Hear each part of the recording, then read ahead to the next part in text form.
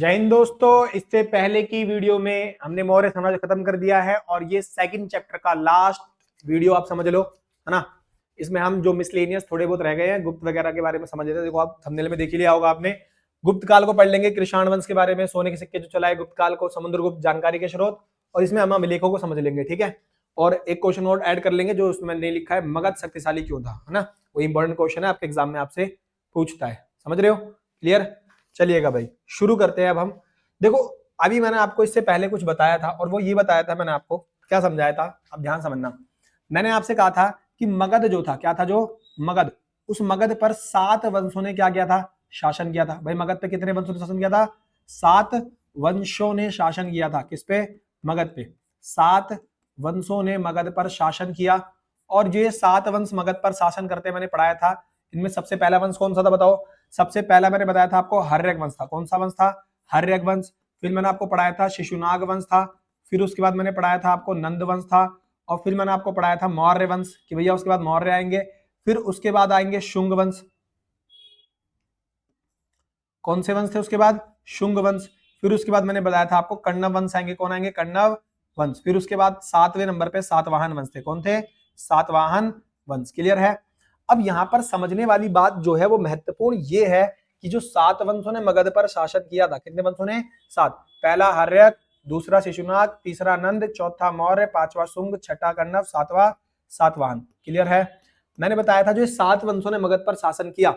अब इन 7 वंशों के बाद जो मौर्य साम्राज्य था, उसके बाद जो मगध था वो धीरे धीरे धीरे क्या होगा? कमजोर होना शुरू होगा। मैंने इससे पहले आपको वीडियो बताया था, देखो मैंने इससे पहले पढ़ाया था ना आपको कि अशोक के टाइम पर जो मौर्य साम्राज्य, देखो कहां तक फैला हुआ है, ये दिख रहा है आपको। अशोक के टाइम पर मौर्य साम्राज्य कहां तक फैला हुआ है, और अशोक के बाद जो मौर्य साम्राज्य है, क्लियर, अशोक के बाद क्या, जो मौर्य साम्राज्य, वो धीरे धीरे ना अब एक्सटेंड होना शुरू होगा, मतलब वो सॉरी सिकुड़ना शुरू होगा, क्योंकि जब अशोक के बाद योग्य राजा नहीं आएंगे। इसीलिए क्वेश्चन ही पूछता कि मगध साम्राज्य के पतन के कई लोग कारण बोलते भी हैं कि अशोक का युद्ध नीति का त्याग देना, ये एक उसके साम्राज्य पर बुरा प्रभाव पड़ा। क्लियर है। क्योंकि युद्ध नीति त्यागने के बाद उसकी सेना में कहते हैं कमजोर वगैरह मतलब होने लग गई थी उसकी सेना। तो अब भाई वो अलग फैक्टर है। बट कहते हैं अशोक के बाद क्या हुआ? अशोक के बाद तो मैप भी जाएगा, हम ऐसे उठा लेंगे टेक्नोलॉजी। तो अशोक की मृत्यु के बाद मौर्य साम्राज्य क्या होने लग गया? कमजोर होने लग गया, बहुत कमजोर हो गया जी, है ना। कौन? अशोक के साम्राज्य के बाद मौर्य साम्राज्य, और डाउन की तरफ बढ़ेगा। तो अशोक के बाद जो मौर्य साम्राज्य है वो डाउन की तरफ बढ़ रहा है, और अशोक के टाइम तक तो बहुत ज्यादा पीक पर था और इसके टाइम पर अप हो रहा था। बात समझ गए। अब जब अशोक के बाद मौर्य साम्राज्य कमजोर हो रहा है, तो पहले मौर्य साम्राज्य का केंद्र क्या था? भाई आप बोलोगे पहले मौर्य साम्राज्य का जो केंद्र था, भैया वो ये वाला हिस्सा था। मैं इसीलिए मैप लाया हूं ताकि आपको समझ में आए कि पहले जो सेंटर था पावर का वो ये था, मतलब यहां की तरफ पावर क्या थी? सेंटर में थी। फिर मौर्य साम्राज्य जो था वो जैसे ही खत्म हुआ, तो जो ये लोग शुंग वंश, कण्व वंश और सातवाहन वंश आएंगे, ये लोग नीचे की तरफ शिफ्ट होना शुरू हो जाएंगे। कहां की तरफ शिफ्ट हो जाएंगे? नीचे की तरफ। इनफैक्ट मैं अगर आपको बताऊं तो जो सातवाहन वंश था वो महाराष्ट्र में था। कहां था? महाराष्ट्र में। यानी कि सातवाहन वंश महाराष्ट्र में था। क्लियर है। सातवाहन वंश महाराष्ट्र के अंदर था। इट्स मीन कि अब ऊपर का जो एरिया है वो खाली हो चुका है। और जब मौर्य साम्राज्य के बाद जो बाकी के 3 वंश आएंगे, शुंग वंश, कण्व वंश और सातवाहन वंश, वो इस इलाके को छोड़कर नीचे की तरफ शिफ्ट होना शुरू हुए। क्यों होना शिफ्ट शुरू हुए? उसका रीजन था कि अब हमारे भारत पर कुछ विदेशी आक्रमण हुए थे। यानी कि फिर दोबारा मध्य एशिया से हमारे भारत पर क्या हुए? आक्रमण हुए। यानी कि मध्य एशिया की तरफ से, कहां से भैया? मध्य एशिया की तरफ से हमारे भारत पर आक्रमण हुए। और जो मध्य एशिया की तरफ से हमारे भारत में आक्रमण हुए, उन आक्रमण करने में पहले कौन थे? सबसे पहले थे हिंद यवन लोग। कौन से लोग थे? हिंद यवन लोग। इन लोगों ने आक्रमण किया। फिर उसके बाद आएंगे शाक लोग, जिनमें मैंने पढ़ाया था शाकों का राजा कौन था? रुद्रदामन। वो हमारे यहाँ पे आक्रमण कर देंगे। ये कौन लोग हैं? जो मध्य एशिया से उधर से ऊपर से आक्रमण होना शुरू होगा हमारे पर। यहां से आक्रमण हो रहा है हमारे पर, चाइना की तरफ से कुछ लोग आक्रमण कर रहे हैं। तो अब यहाँ की तरफ से अटैक होना शुरू होगा। तो जब अशोक के बाद यहाँ की तरफ से अटैक होना शुरू होगा ना, तो जो अशोक के बाद वंश आए वो इधर की तरफ आएंगे और ये इलाका खाली मिल जाएगा, तो वो इस इलाके को कैप्चर कर लेते हैं। समझ आया? क्लियर है। तो यहाँ पर अब कौन आ चुका है? हिंद यवन, शाक, और फिर आ गए पहलव। कौन आ गए? पहलव हो गए। क्लियर है। इनका नाम हम इतिहास में सुनते होंगे, अब समझ में आ रहा होगा आपको, अच्छा भैया ये कनेक्शन था इनका। और आप जब पढ़ोगे ना हिस्ट्री, तो हिस्ट्री के अंदर इनका नाम आएगा। जब आप चैप्टर 2 पढ़ोगे एनसीईआरटी में, तो इन लोगों का नाम देखने को मिलेगा आपको। क्लियर है। बट आपको समझ में आएगा कि हो क्या रहा था सारा मैटर। इसीलिए मैं कहता हूं ध्यान से पढ़ना होता है सारी चीजों को।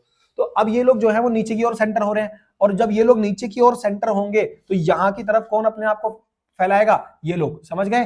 अब यहाँ के भारत की तरफ कब्जा कौन कर रहे हैं, अब इधर की तरफ अपने आप को एक्सटेंड कर रहे हैं कौन लोग, हिंद, यवन, शाक और पहलव। और इन्हीं लोगों में एक आएंगे जिनका नाम था कृषाण, और कृषाण भी मध्य एशिया से आए थे। कौन आएंगे, कृषाण वंश के लोग आएंगे। अब जो ये कृषाण वंश के लोग थे, क्लियर है, कौन से लोग, कृषाण लोग आएंगे, क्लियर है। अब जो ये कृषाण वंश के लोग आएंगे, ये कृषाण वंश के जो लोग थे ये भी भारत के अंदर आ जाएंगे, और कृषाण वंश इन सब में ताकतवर हो जाएगा। क्या हो जाएगा इन सब में, ताकतवर। कृषाण वंश की स्थापना किसने की थी, ध्यान रखना, कृषाण वंश की स्थापना की थी कुजुल कडफिसस ने। किसने की थी, कुजुल कडफिसस। इसके संस्थापक का नाम था कुजुल कडफिसस, कडफिसस। बात समझ गए। इन्होंने किसकी स्थापना की थी, कृषाण वंश की। आपको ज्यादा ध्यान नहीं रखना, बस इतना देखो, कृषाण वंश की स्थापना कुजुल कडफिसस ने की थी।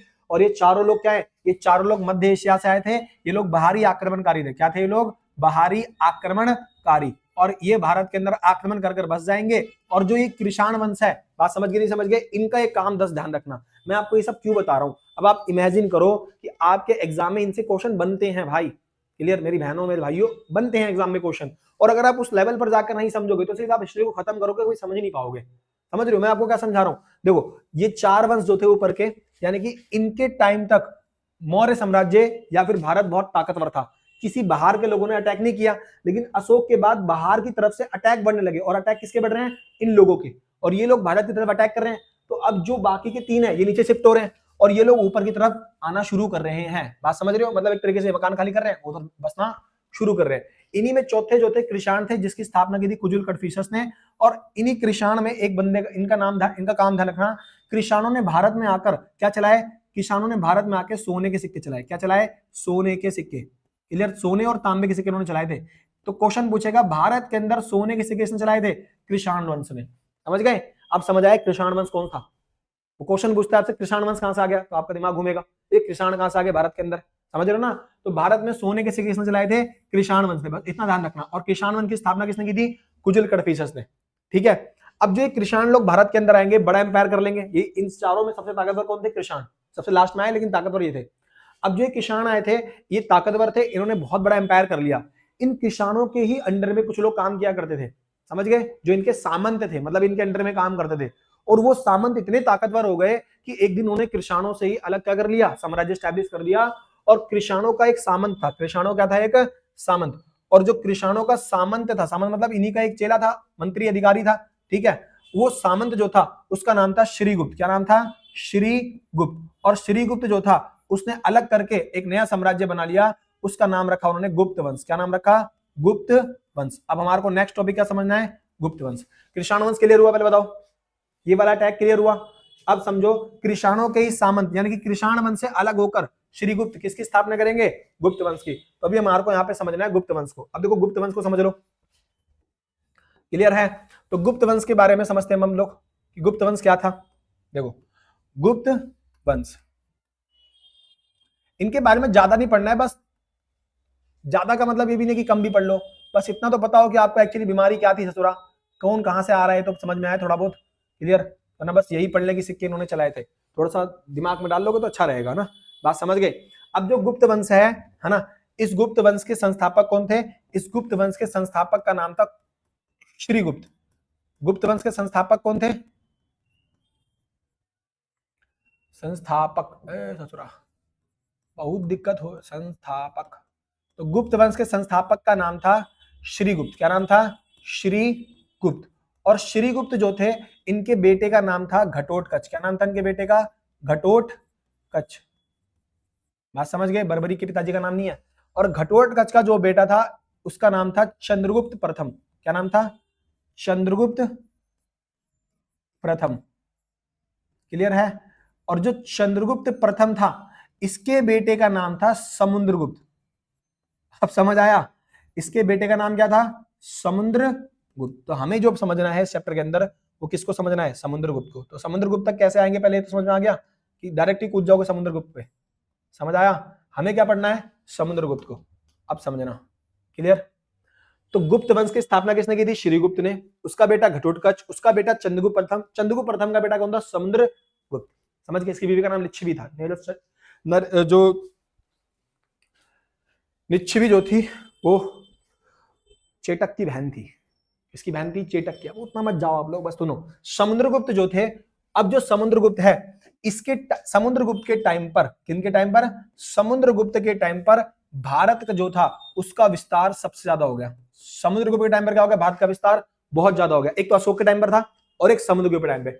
समुद्रगुप्त के टाइम पर, बात समझ गए नहीं समझ गए, भारत का विस्तार बहुत ज्यादा हुआ। मतलब हम इन्होंने बहुत बड़ा एम्पायर बना लिया। भारत का क्या हुआ?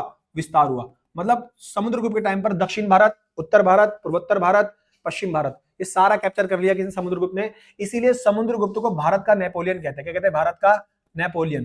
भारत का नेपोलियन किसे कहा जाता है? समुद्रगुप्त को कहा जाता है। किसको कहा जाता है? समुद्रगुप्त को। तो अगर क्वेश्चन पूछे कि भारत का नेपोलियन किसको कहा जाता है? समुद्रगुप्त को। ठीक है। समुद्रगुप्त जो था ये क्या था? एक विस्तारवादी राजा था, ताकतवर था, दूरदर्शी था। और समुद्रगुप्त जो था, कहते हैं इनका घोड़ा जो है, समुद्रगुप्त का घोड़ा क्या कहते हैं? 3 समुद्रों का पानी पीता। क्या पीता है? समुद्रगुप्त का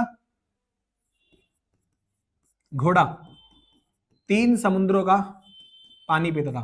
3 समुद्रों का पानी, कई सारे बौद्ध ग्रंथों में लिखा मिलेगा, समुद्रों का पानी पीता था। इस लाइन का मतलब क्या है भाई? इसका घोड़ा सही में 3 समुद्रों का पानी पीता था? क्यों? नदियों पानी नहीं था, पानी पीता था।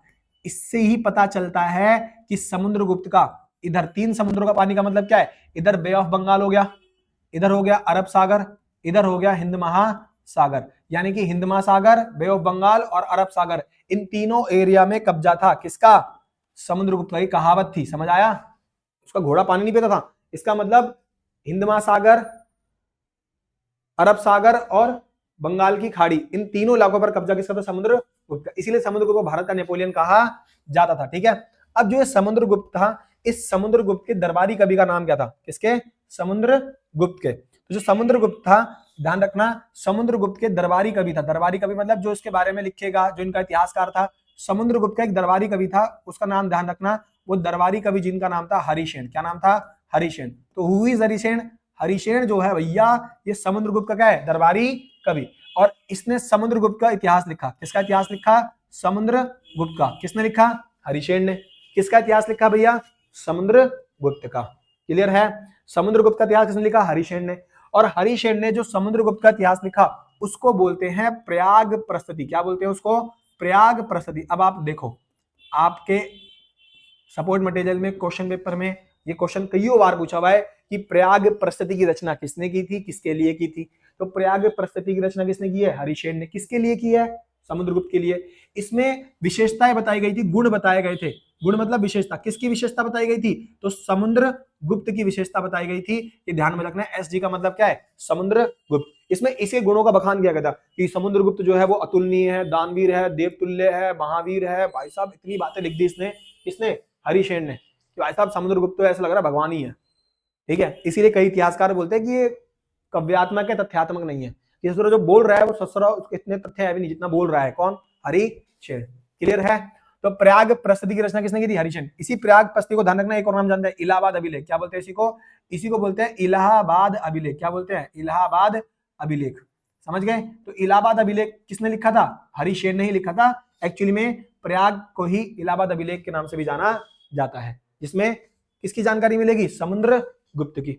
अब समुद्रगुप्त और गुप्त वंश से एक जानकारी महत्वपूर्ण ध्यान रखना जिसको आपको कतई नहीं भूलना है, और वो ये बात है कि क्या बोलेगा आपसे? गुप्त वंश का एक महत्वपूर्ण काम बताओ। तो गुप्त वंश ने भारत के अंदर सर्वाधिक मात्रा में, क्या बोलोगे हम, कि सर्वाधिक मात्रा में भारत के अंदर शुद्ध सोने के सिक्के, सर्वाधिक मात्रा में शुद्ध सोने के सिक्के। कैसे भाई? शुद्ध सोने के सिक्के किसने चलाए? ध्यान रखना, शुद्ध सोने के सिक्के सर्वाधिक मात्रा में किसने चलाए थे? तो ये चलाए थे किसने? गुप्त वंश के राजा ने। क्लियर है ना? यानी कि गुप्त वंश के टाइम पर भारत में सर्वाधिक मात्रा में शुद्ध सोने के सिक्के चलाए गए। क्लियर? समुद्रगुप्त जो था ना, सिक्कों पे अपने आप को वीणा बजाते, वीणा समझते हो, जो सरस्वती माता बजाती है, वो अपने आप को दिखाता था। मतलब इसने सिक्के जो बनवाए थे ना, उसमें एक तरफ लिखा हुआ था और एक तरफ अपनी फोटो बनवाई थी इसने वीणा बजाते हुए सिक्कों पर। किसने? समुद्रगुप्त ने। वीणा समझते हो ना, बांसुरी, वो गिटार टाइप का ही होता है। सर्वाधिक मात्रा में शुद्ध सोने के किसने चलाए? गुप्त वंश ने। अब देखो सिक्कों से 2 क्वेश्चन आएगा। पूछेगा भारत में सर्वप्रथम सिक्के किसने चलाए? क्या पूछेगा? भारत में सर्वप्रथम सबसे पहले यानी कि सिक्के किसने चलाए? वो चलाए कृषाण वंश ने। क्वेश्चन पूछेगा भारत में सबसे शुद्ध सोने किसने चलाए ज्यादा मात्रा में, तो वो चलाए गुप्त वंश ने। क्लियर है। और गुप्त वंश के टाइम को भारत के इतिहास का क्या बोलते हैं, स्वर्णिम काल। क्या बोलते हैं, स्वर्णिम काल। क्लियर। तो कोई क्वेश्चन पूछे कि भारत के इतिहास का स्वर्णिम काल किसे कहते हैं, क्लियर, गुप्त वंश के टाइम को क्या बोलते हैं, भारत के इतिहास का स्वर्णिम काल। कि भाई भारत के इतिहास में, golden era of Indian history called Gupta's period. बात समझ गए, क्लियर। गुप्त काल के टाइम को स्वर्णिम काल कहते हैं। तो यहां से गुप्त वंश क्लियर हुआ आपको। अब नेक्स्ट टॉपिक देखो, हम लोग क्या समझते हैं कि भैया मगध शक्तिशाली क्यों था। ये भी एक इंपॉर्टेंट क्वेश्चन है जो आपके एग्जाम में आपको देखने को मिलेगा। मगध महाजनपद शक्तिशाली क्यों था, क्लियर है। देखो अभी हमारी सारी कहानी शुरू कहां हुई थी, मगध से ही तो हुई थी ना। 16 महाजनपद उदय हुआ, मगध से कहानी शुरू हुई, 7 वंशों ने शासन किया, फिर आगे बढ़ते गए। अब यहाँ पर लास्ट क्वेश्चन मैं आपको ये दे रहा हूं कि मगध शक्तिशाली क्यों था, वाई। बात समझ गए। तो देखो मगध जो था वो शक्तिशाली इसलिए था, क्यों, क्योंकि सबसे पहला मगध की जमीन क्या थी, उपजाऊ थी। उपजाऊ जमीन यानी कि कृषि क्या होगी, अच्छी। अब बताओ जो मगध था वहां पर नदियां बह रही हैं, गंगा नदी है, उसके सहायक नदियां हैं, ठीक। और मगध के उपजाऊ होने की वजह यह भी थी कि वहां की जमीन उपजाऊ थी, और जमीन उपजाऊ होगी तो कृषि अच्छी होगी, कृषि अच्छी होगी तो पैदावार अच्छी होगी, पैदावार अच्छी होगी तो आय अच्छी होगी, व्यापार अच्छा होगा, और राजा जो है वहां का उसको टैक्स अच्छा मिलेगा, लोग खुशहाल रहेंगे भाई, क्योंकि उपजाऊ जमीन तो भैया खुशहाली ही लेकर आएगी। क्लियर। तो सबसे पहला रीजन मगध के शक्तिशाली होने का कि वहां की जमीन क्या थी, उपजाऊ, जिसकी वजह से खेती अच्छी, पैदावार अच्छी, आय अच्छी, टैक्स अच्छा, लोग खुशहाल। समझ गए। दूसरा मगध जो था वहां के जंगलों में हाथियों की उपलब्धता थी, क्योंकि मगध, जैसे आज आप झारखंड देखते हो, झारखंड पहले मगध में ही तो था, मतलब बिहार का ही तो हिस्सा था, 2000 में अलग हुआ। तो झारखंड वगैरह वाले इलाके में मगध के जंगलों में हाथी मिल जाते थे, और हाथी उस समय सेना का क्या है, बहुत बड़ा रोल, क्योंकि हाथी क्या करते थे ना, सेना के अंदर आगे खड़ा करके उनको भगा दिया करते थे। और हाथी तो भैया एक बार में, मतलब समझो सेना बहुत 25-25, 30%, 50% सेना खत्म कर देते थे। कौन, हाथी। और हाथी में बैठा बंदा जो है सर में भला मारता था, ले ससुरे बैठ बैठ। समझ आया। अब कोई बंदा हाथी बैठा हुआ है, तुम पैदल उसको कहां से मार पाओगे भाई, उस टाइम कोई तलवार, ये थोड़ी फेंक फूक के आप। तो हाथी पे बैठ के ना बंदे जो थे, देखो घोड़े पे बैठ के बंदा जो उसकी टांगों पे लग जाएगा, अब हाथी पे पूरा एकदम पलंग लगा लेते ऊपर, वहीं से भाला मारते सर सर पे लोगों के, तेड़ धेड़ धेड़। समझ गए ससुरा, क्लियर, लोग परेशान। तो हाथी जो थे युद्ध के अंदर बहुत ज्यादा इंपॉर्टेंट रोल निभाते थे। राजा भी हाथी पे ही बैठ के आया करते थे, या तो रथ पे आएगा, हाथी पे आएगा। क्लियर। लोहे की खदानें, मगध के अंदर क्या थी, लोहे की खदानें। लोहे की खदानें से क्या हो जाएगा, उपकरण बन जाएंगे, हथियार बन जाएंगे, और लोहे को उपकरण और हथियारों को बनाना, बात समझ गए, हथियारों को बना लेंगे, इससे हमें को उनको पैसा लगा ही नहीं, और वो इसको इंपोर्ट एक्सपोर्ट कर लेंगे, उससे आय आ जाएगी। नदियों द्वारा यातायात, मगध के अंदर नदियां बह रही हैं, गंगा नदी है, यमुना नदी आ रही है वहां से, ठीक, और सहायक नदियां आ रही हैं, उधर से ब्रह्मपुत्र आ रही है, ठीक। तो गंगा और यमुना नदी जो है, जो सहायक नदियां हैं, ब्रह्मपुत्र है, ये सब वहां पर क्या करती थी, यातायात का जो रास्ता है वो सुलभ कराती थी, इससे आना जाना आसान था, कनेक्टिविटी आसान थी। और प्लस पॉइंट मैंने बताया था आपको, रीजन ये भी था कि मगध की जो राजधानी थी वो सुरक्षित थी, क्योंकि नदियों से घिरी हुई थी। उसको पाटलिपुत्र और राजगीर तक जाने के लिए नदियां पार करनी पड़ेगी, जो बहुत मुश्किल बात है। समझ रहे हो, सेना के साथ नदी पार करना।